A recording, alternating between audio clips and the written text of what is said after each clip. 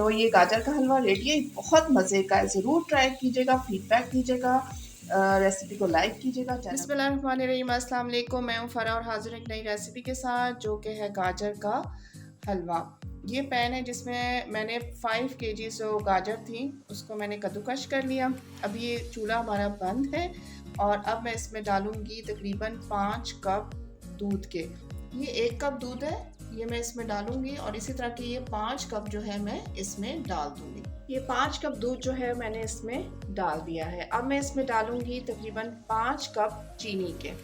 चीनी आप अपने हिसाब से कम या ज़्यादा कर सकते हैं। 1 कप चीनी है, इसको मैं डाल दूंगी इसमें और इसी तरह के 4 कप मैं और इसमें डालूंगी। 5 किलो गाजरें थी, ठीक है, जिसमें हमने 5 कप दूध के और 5 कप चीनी के डाल दिए। ठीक, अब इसके बाद ये मेरे पास घर की मलाई है, ठीक है, ये तकरीबन 1 कप है, एक बोल है छोटा वाला। ये मैं सारी मलाई जो है वो मैं इसमें डाल दूंगी। अभी तक हमारा चूल्हा बंद है, इसको मिक्स करेंगे, अपने फ्लेम को ऑन कर देंगे।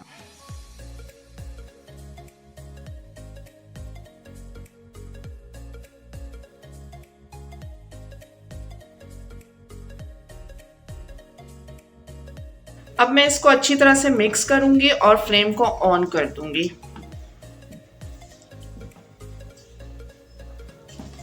गाजरों में हमने क्या डाला है? दूध, चीनी और मलाई। अब हमारा चूल्हा ऑन है, फ्लेम ऑन है। हम इसको तकरीबन 1 घंटे तक पकाएंगे और इसको भी हम ढक के रख देंगे और मिलते हैं 1 घंटे के बाद। ये देखिए, हमने इसको तकरीबन 1.5 घंटा पकाया है और अभी भी इसमें जो है वो आपको नज़र आ रहा होगा दूध है। इसको बिल्कुल हमने ड्राई कर देना है और ड्राई करने के बाद हम इसको भूनेंगे।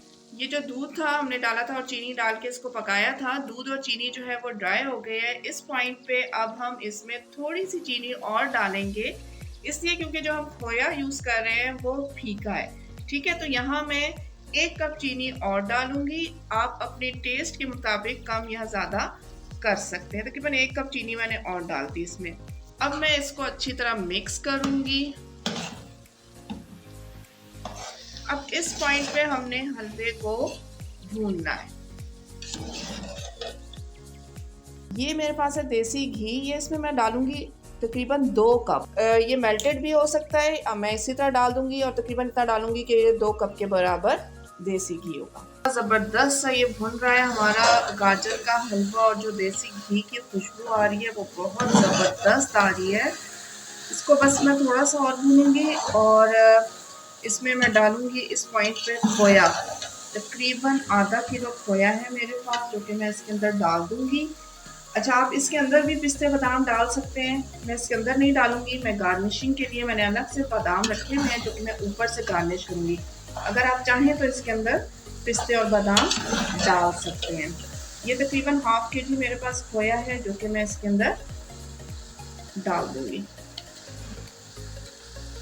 और फिर मैं एक दफ़ा और अच्छी तरह से इसको भून लूँगी।